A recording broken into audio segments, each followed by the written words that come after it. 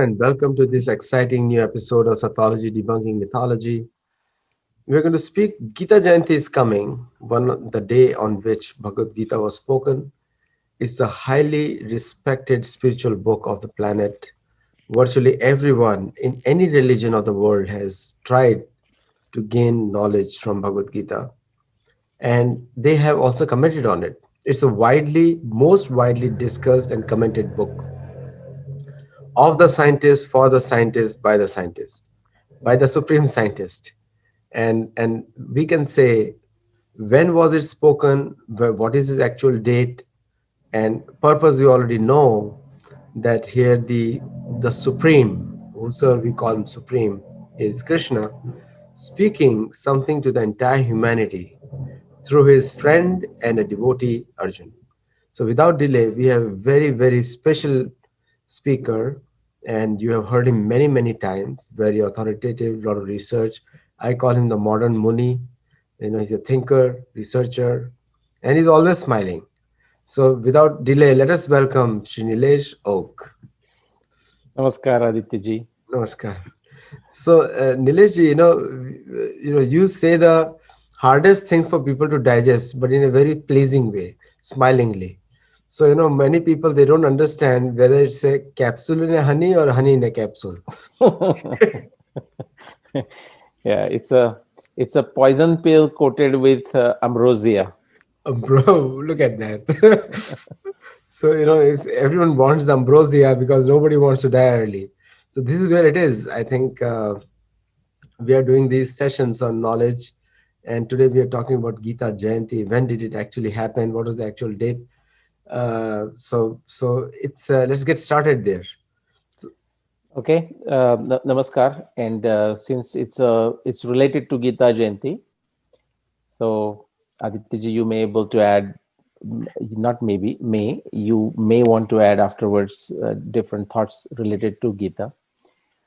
So today we will take a specific issue related to celebration of Gita Jayanti. Frankly, it doesn't matter which day we celebrate Gita Jayanti. Okay, in fact, this is a smaranika, this is a way to remember. And, that's why we have our birthdays also, the same idea, right? To value what we have. So in that same sense, when Gita Jayanti is celebrated, it is to remind us of what a precious gift we have. So frankly, it doesn't matter which specific day it is celebrated. Okay. Having said that, all of us, I guess, I mean, you and me included, we want to go towards the truth, towards the satya, the sathology. So it may not be always possible, but we should try our best to get closer to the truth, the best approximation to the truth, and that's science. Now, what happens is this is not limited to Gita Jayanti. There is I wouldn't call it a controversy, but people have two dates in mind, two particular tithis in mind. One is a Kartik Amavasya, and another one is Margashirsha Shukla Ekadashi, Shukla 11th. Okay, those are the two lunar days, and both qualify as a Gita Jayanti. Both qualify as when Gita became available to us, and we will see why the both days qualify. But some people will just make a big fuss about it. Okay, so the idea today is not to make additional fuss, but to see if we can eliminate it and see both the dates in a perspective. Okay, so both the dates have significance, No, and I'll tell you. Gita actually, yeah, Go ahead. Go ahead. Go ahead. You're saying something. Yeah, I'm saying after this we will also share a couple other related events which also have that kind of again, not the controversy, but with the tradition, I would say the traditional celebration versus the historical accuracy, and we'll see the difference and why someone should not stick to say a traditional date dogmatically, and frankly I would say why one doesn't need to always stick to a historical date dogmatically. So for example, if it comes to celebration, it's perfectly fine. I mean, why we can celebrate it today. I mean, we are doing it through this show. Sorry, back to you. No, the misconceptions about Gita and Mahabharata is people say don't keep them in the house, Hmm. and particularly Mahabharata, they say, but Gita is part of it. Mhm. and uh, and this misconception was spread so that people, mostly Hindus, are told not to study their own scripture.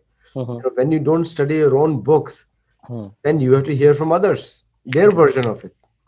And Gita is like that honey. Unless you taste it, you won't know the sweetness. Just by keeping in a jar on the shelf in the kitchen, honey doesn't produce any benefit for you, either health or taste.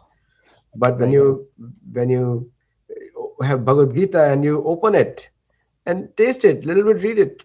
Even one shloka, Neya Bhikramanashavasti Pratyavayana Videte Solpamavasya Dharmasya Trayate Mahato Bhaya. The biggest fear vanish. Yeah. So if the scientists are reading it, politicians are reading it, politicians are listening it, it's for the common man also, because we are all fighting our own battles in a war. Whether Right. you're running a small business, doing a job, or you're just maintaining a house, but we all have our own struggles. I Right. think, and that's where Gita helps a lot. So let us get started. I think Yeah. we, No, no, very, very good. And so with that, let me start sharing, and hopefully we will have time to discuss some of the other nuances.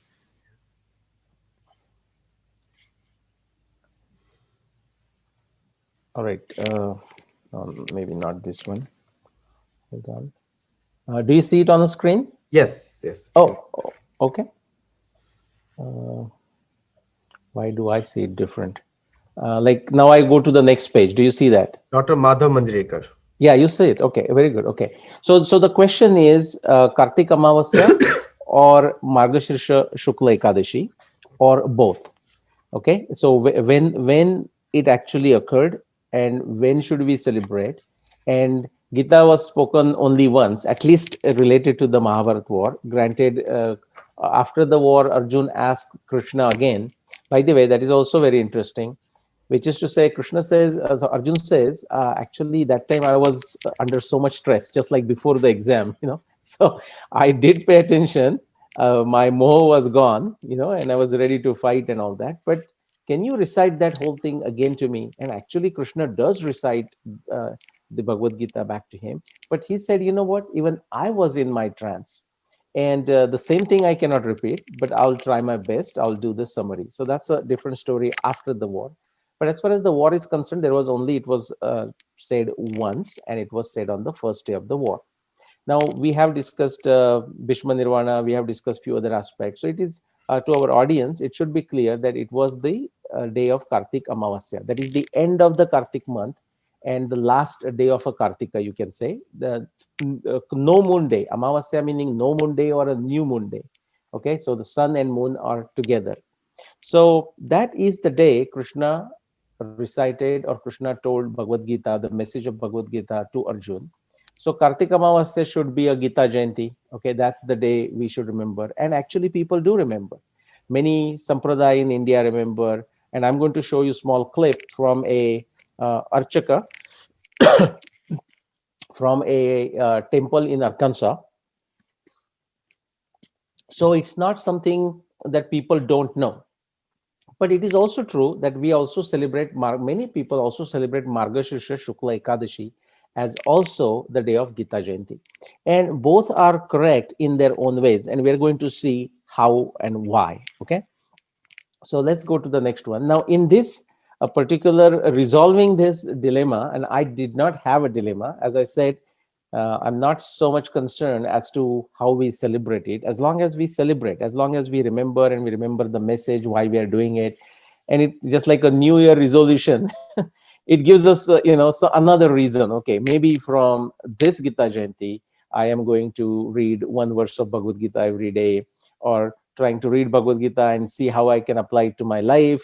And I think it gives us another reason.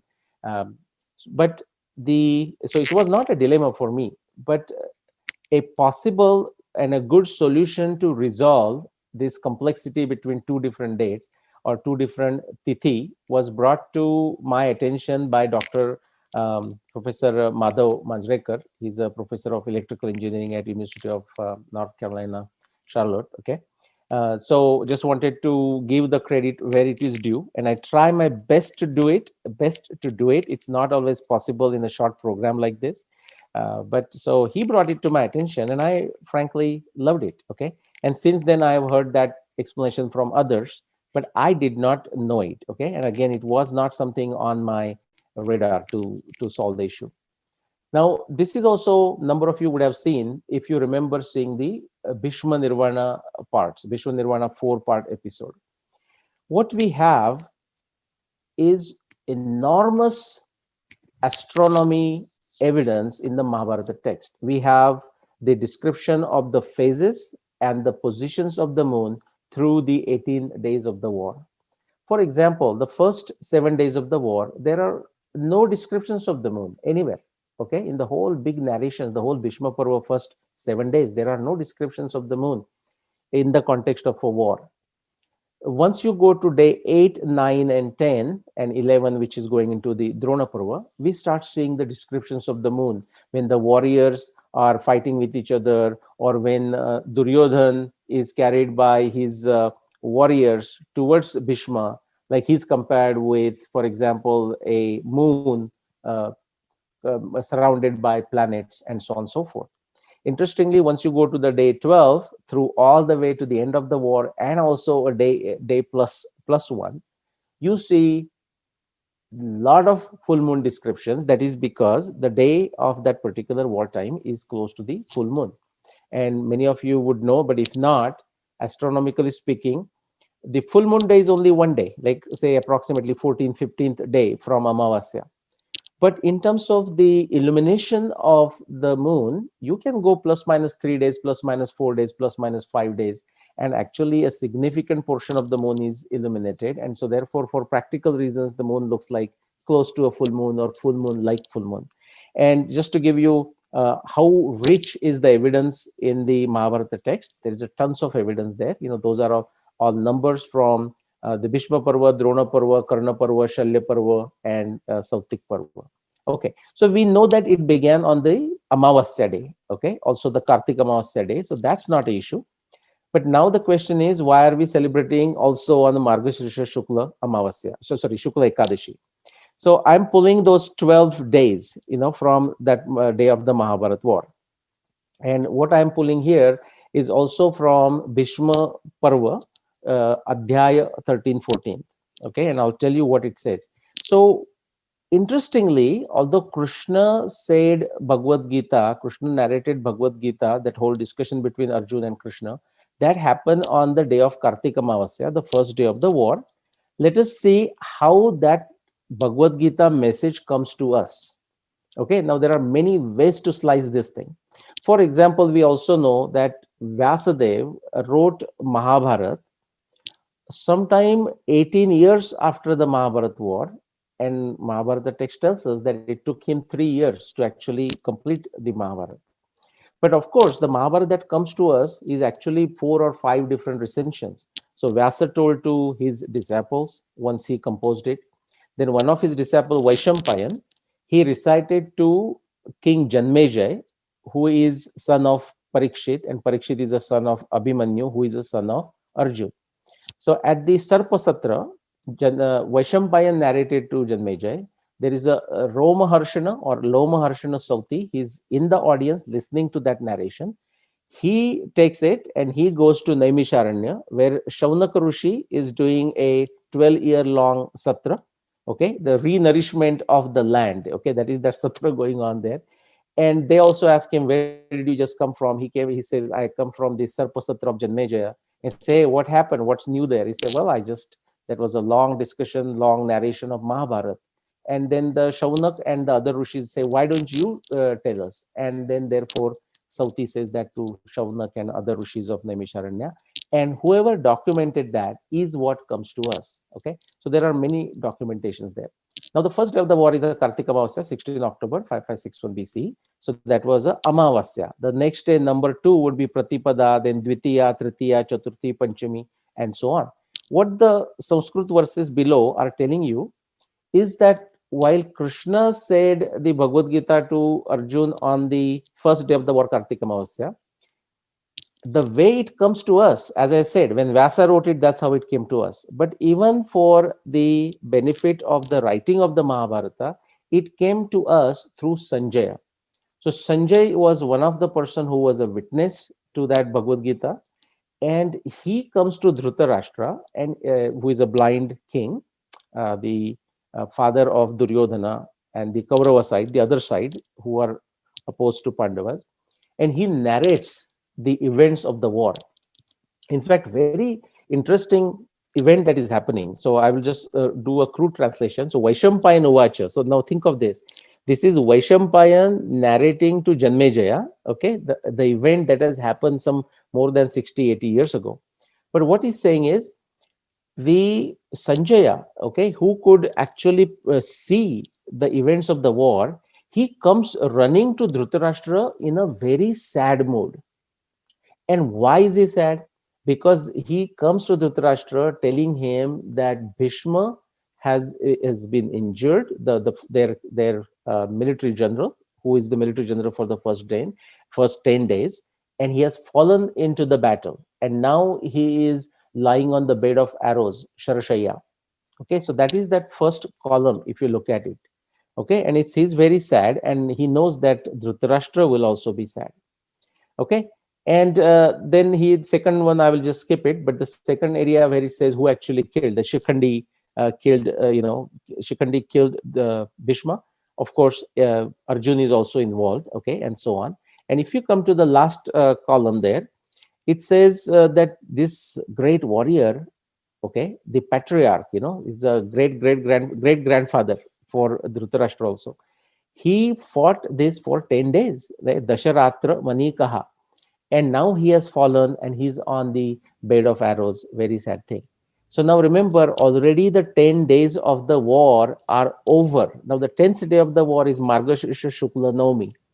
After that event, Bhishma has fallen. Now Sanjay has to come from Kurukshetra all the way to Hastinapur, or wherever Dhritarashtra is, whatever the place that Dhritarashtra is camping himself, and tell this. So there is some time that after the Margashirsha Shukla Navami, some time has gone by for Sanjay to come to Dhritarashtra.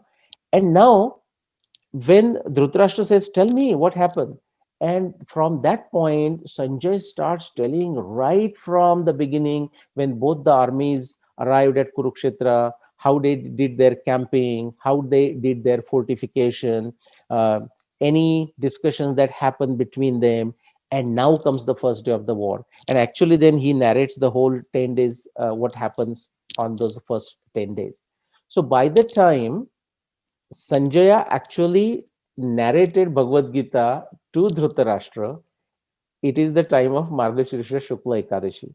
So, in a way, through Sanjay, it comes to us for the first time on Margashirsha Shukla Ekadashi, whereas actually Krishna has delivered it to Arjun, you can say, on Kartika Amavasya. Okay, so that's the whole, if you want to call it a big fuss. But see, there is a tradition, but there is also the historical accuracy, and therefore this is very important to know that, because what has happened is some people who did not pay attention to this discussion, this particular details, therefore when they try to find the dating of Mahabharat, they assume that the first day of the war was also Margashirsha Shukla Ekadashi, which is completely wrong. Okay, and that's why many people have come up with all kinds of crazy dates. Okay, because they thought the first day of the war is Margashirsha Shukla Ekadashi.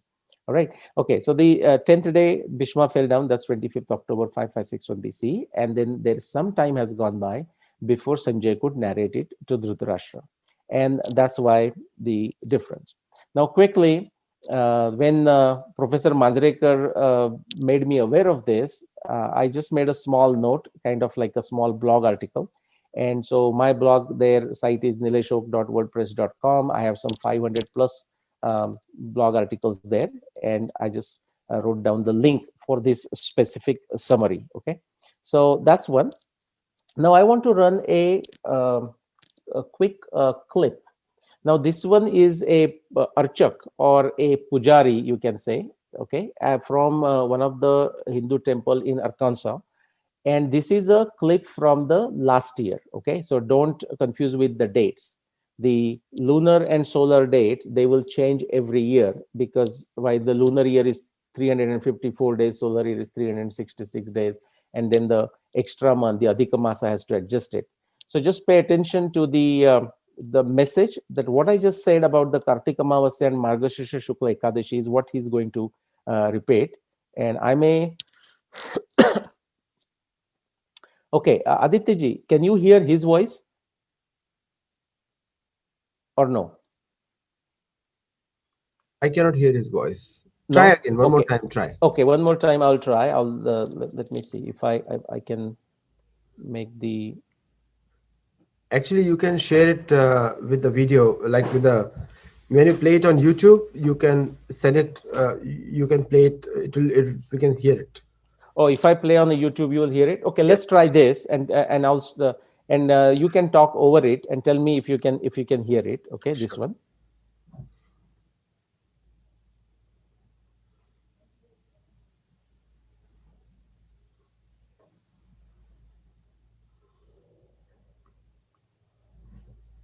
Are you hearing it? No, No. no. Okay. Hold on.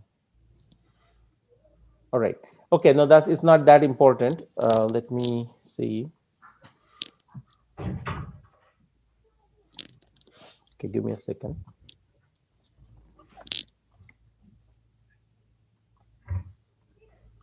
Okay, bit of a technical thing today.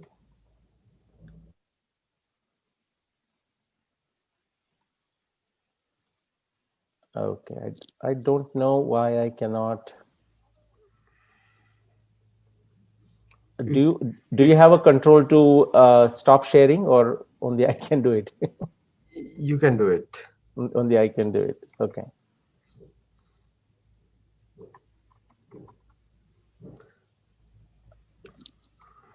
Okay, for some reason, okay. What you do is just change your screen and go to the YouTube, and there you can play this video. No, I don't want to play it, but for example, get back to the screen where I can stop sharing. It's not coming to me, so let's see. Okay, hold on.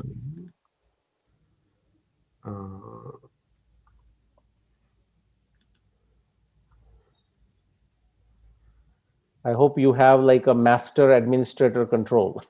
Yes, I did have so there is a advanced sharing options. Now you can share it. Now you are not sharing the screen. Okay, hold on. Yeah, so now I see it. Okay, no, it's okay not to share it because I don't know what happened, but If you want to go back to the slide, you can start with the slide again. Okay, let's try. And I hopefully you know how to do it. And viewers, apologies. Okay, so let's try on a slide and tell me if you can hear it. If not, we'll stop. Yeah. Do you hear it? No. Okay, never mind. Okay. All right. So what I did is I embedded this into my presentation, and maybe that's why it's not working. Okay, so let me. Okay, can you stop sharing that again for me? Yes. I don't know what happened today. Okay, all right. So I'll briefly share what. Don't have to necessarily run it. I just thought it's good to hear from somebody else, especially Archaka in the temple. So it's not like something me and Professor Manjrekar, cooking something. Okay, so he exactly would repeat that. That's what it is. So I want to say one more instance, and then we can discuss a few things, which is this. It is very important, at least in a Indian Hindu tradition or Sanatan tradition, I will say, is that because of the deep antiquity, what has happened is there are so many events to celebrate.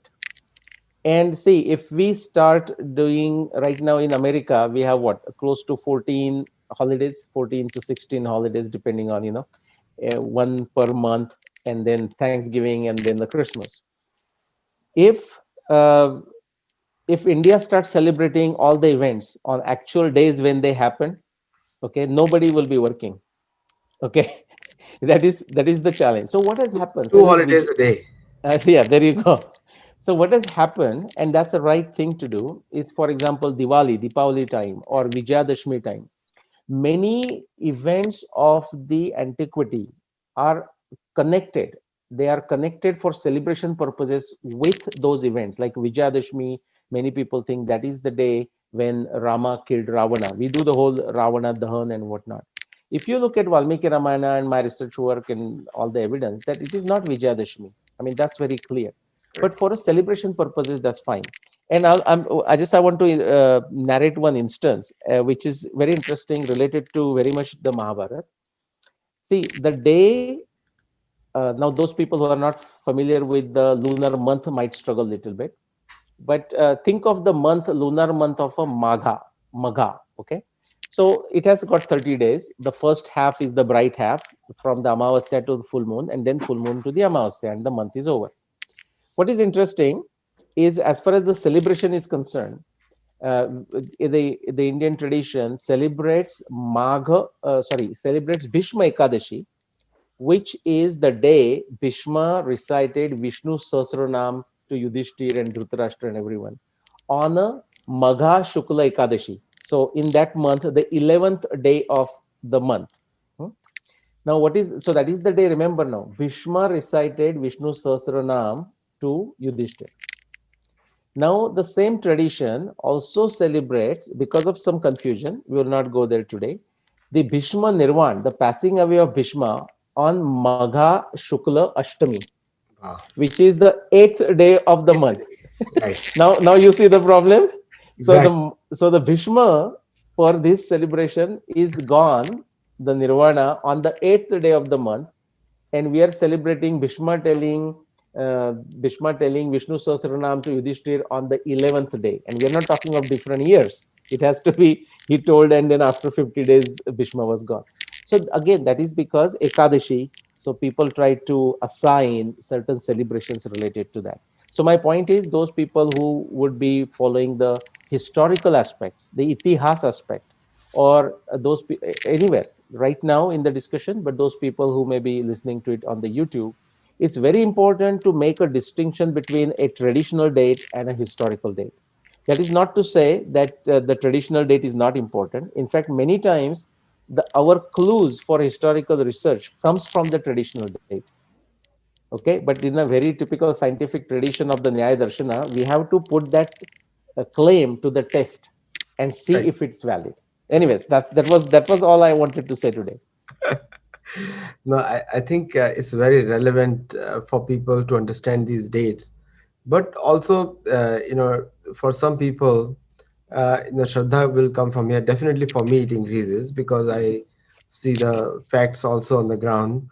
It just increases Shraddha, but the message is also equally important, because whatever is written in Bhagavad Gita, you can experience it, you can test it, which you won't find in any other religious literature of the planet.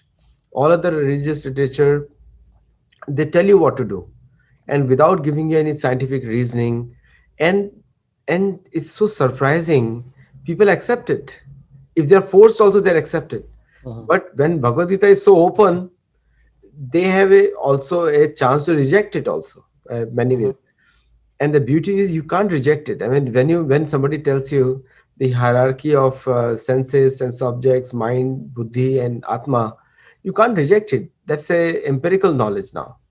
So, I would like to hear from you that why is that, given such freedom, people reject it, Yeah. and we're actually people looking for freedom. Right. And when you are giving in such a dogmatic way, okay, you have to believe in something. Why should I believe in something when I can experience it? Yeah.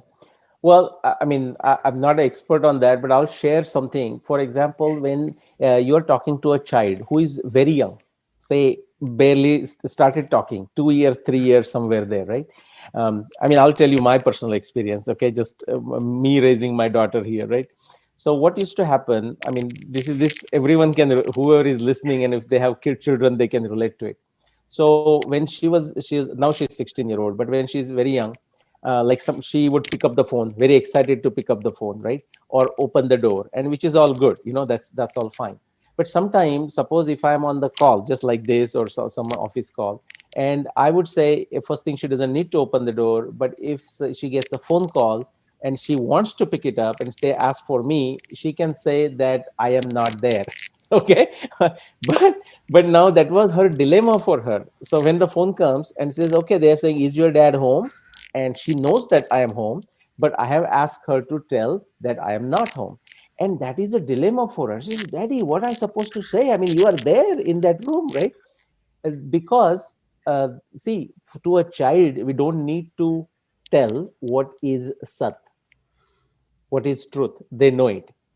Okay, so they struggle when we tell them it is this, but don't tell that. Yeah. But tell something else, right?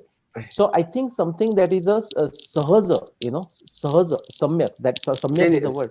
Yeah. That is something there. Over time we all become corrupt in a way with the ways of the world.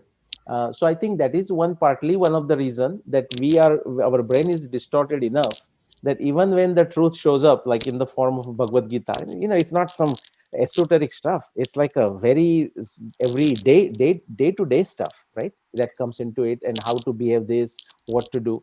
We think, oh, this cannot be it. For example, just a second point. Say we look at the lives of saints, and the saints are around the world. I mean, the saints is not the prerogative of only India. They are great people, came around the world. But we say, well, so and so used to behave like this. For example, in American context, like Ben Franklin, Mm. and some of the times, for example, he made many inventions, many wonderful inventions, the discovery, small thing, or small and big. But he, as a principle, decided never to patent it. Okay, now so someone like look at us, and I mean, our times will look at him and say, why did he not patent? He could have made much more money. And somebody will say, oh, but he was a Ben Franklin, he was a great guy, that's why he could do it. Okay, the point is, as if like we think he did not understand what he should have understood, but we understand. Why not think that he had the right understanding of the word, and maybe it is us who are greedy? So I'm saying it is that twisting that stops us from sometime understanding Bhagavad Gita. Quickly, last point. Bhagavad Gita, even within the Sanatan Vedic Dharma also, the many other narratives, many other grantha will also tell you, thou do this, do this, do this, you must do this. Bhagavad Gita is one that, after telling the whole thing, Krishna is saying, now yathaichasi tatha kuru. Yes, Now do whatever you feel like doing. that's right. That also shows his confidence, of course, in what he has imparted to Arjun. One of the recent thing I was hearing from some people, I don't know whether you heard it or not. They said they try to disconnect Bhagavad Gita from Veda. Hmm. They'll say, we are students of Veda, Hmm. as if like trying to insinuate that Bhagavad Gita is a very lowly, Hmm. is low. But entire Bhagavad Gita is about the Ved. Krishna said so many times, he said Correct. that you have learned it. So that misconception has gone too deep, or rather the confusion has gone too deep. Yeah, and it is both ways. For example, I will not take names, but I know someone who is very much in the following of following of the Veda, and does the karma kanda, you can say, the yajna and everything, right? And that person, at least from the conversation, it appears that he tends to see Mahabharata or Bhagavad Gita as somewhat inferior. Inferior. That's right. Somewhat inferior, right? So that is one side. Now, if you look at Bhagavad Gita also, and then of course Purana, Bhagavad Gita is a Upanishad, right? But then you look at other Upanishad also. So now what Bhagavad Gita says, the second chapter, for example, she says, Marathi, Sarvatra Bharale Pani Teva, Teva Adat Arthato, right? If water is everywhere, what is the value of a small water reservoir? That is the value of a Ved for a jnani, for a knowledgeable person, right? Or Krishna says, Traigunya Vishya Veda, Nistraigunya Bhavarjuna. Go above. Vedas are meant for or Vedas are filled with Sattva Rajatama. Huh. You have to go above it. You have to Above it. transcend those. So then there is this other side who tend to say, oh, I don't need Vedas. This is enough for me. And third thing is a Ved Vad Ratha Partha Nandya Asti. Yeah. Exactly, right? Exactly. So they are busy fighting with each other, right? Krishna is also, many times when in the Bhagavad Gita, he will say, Mr. X says this. He doesn't exactly say that. These are some sages are saying this. Mr. Y says this. Now let me tell you what I want to say. Now listen carefully. Okay. Which is also, if you think of like we're talking customized medicine and customized education. Okay. This is a customized advice, customized consulting, right for the particular aptitude of Arjun. He says, everybody says something. Now just listen what I am saying. I want to say something to you. And what Krishna says is actually very surprising and amazing. For example, when Arjun says, hey, you are also telling me about Buddhi Yoga, like Jnana Yoga or Sankhya, but you're also asking me to do Karma Yoga. Okay, but which one I should do? Should I do this or should I do this? And Arjun, Krishna never gives a straight answer in the sense, well, on Monday do this and Tuesday do this. He says, well, they are not different. Yeah, You have to exactly. do both, right? But Ekam sankyam cha yogam cha, sapashyati apashyati. So therefore there is a term called Muraris Tritiya Pantha. The path of Krishna is completely different of his completely. of his own of his own. And also he's the master of the entire system. So there is a liberty also, like like in a corporation, employees have to follow the rule given by the executive management or the top leadership or CEO, whatever the chairman should be. But here Krishna is coming as an authority. He said, Vedantas Krit Veda Vedavachaham. Hmm. I am the compiler of the Veda. I am to be known by all the Veda. Correct. So when a person who is outside the system speaks, Namam Karmani Limpate Na Karma Yeah. Phanishpya. Yeah. So when the person who is outside the karma bandhan cycle speaks, his tone will be different. Correct. Correct. Because And you see this in a different ways. For example, here while telling Bhagavad Gita, think of Krishna like this is his regular role, as a brother of Subhadra and a friend of Arjuna. He has transcended that role while he is dictating, say, the Bhagavad Gita, right? teacher And now. He's a teacher and guru. right, but a teacher can be in a different way too. For example, if you think of a Namdev, like the Saint Namdev of Maharashtra, who went Right. all the way to Punjab, and then Yeah. we have his Abhanga into Guru Granth Sahib, Guru Granth Sahib, yes. right? So in one bhajan, when he's saying Amruta Huni Goda Nama Tuze Deva, like your name is sweet, in that he says, when I sit for a kirtan, I feel sleepy. Now, in this case, he's not talking of himself. He's actually talking of someone in his audience. Yes. So he's becoming very close with the audience. That Audience. is a one way of teaching. And another way, Krishna has transcended himself from who he is in a way, in an everyday role as a Sarathi to Arjuna. Yeah. So that's the beauty of that is the beauty of a characteristic of a great teacher. In other misconceptions are, that Bhagavad Gita doesn't tell us to preach.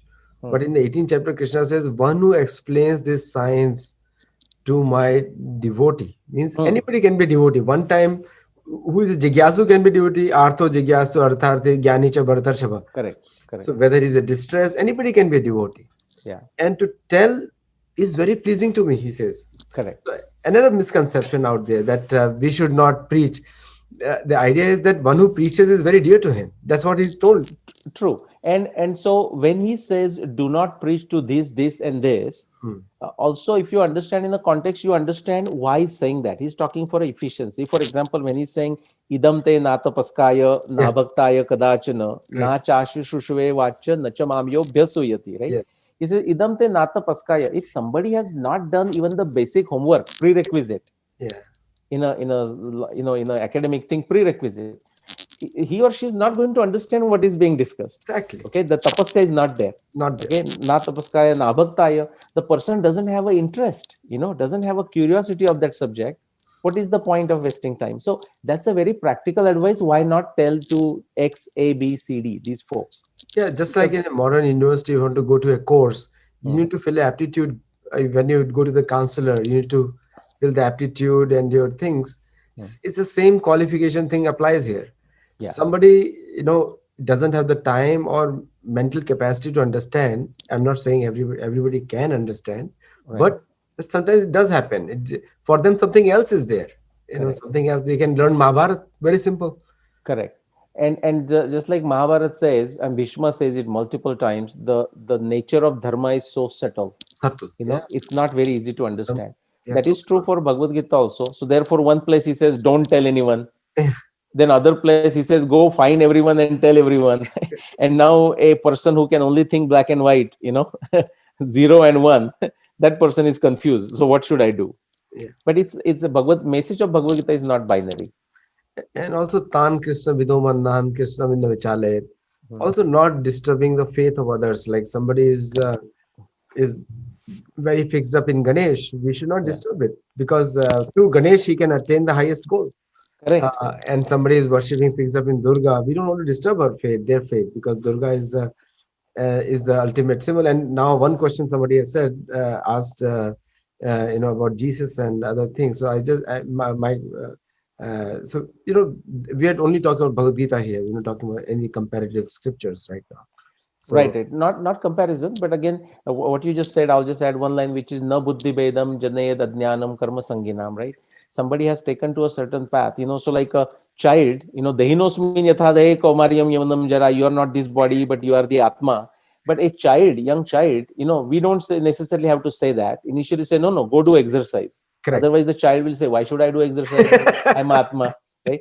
Once the person has done exercise, now that we can say, well, the body is not ultimate, not the end of thing, right? So Yeah. it's a step by step learning. So thank you, Nilesh ji. As Thank you. usual, it's a very informative discussion, and viewers, I think you are enjoying it. But due to time constraint and the link availability, we'll Yeah. have to pause it. But we'll make it a series if you so desire. I'll tell Nilesh ji if you have to make it a series. But do watch the next show live. And thank you for watching it.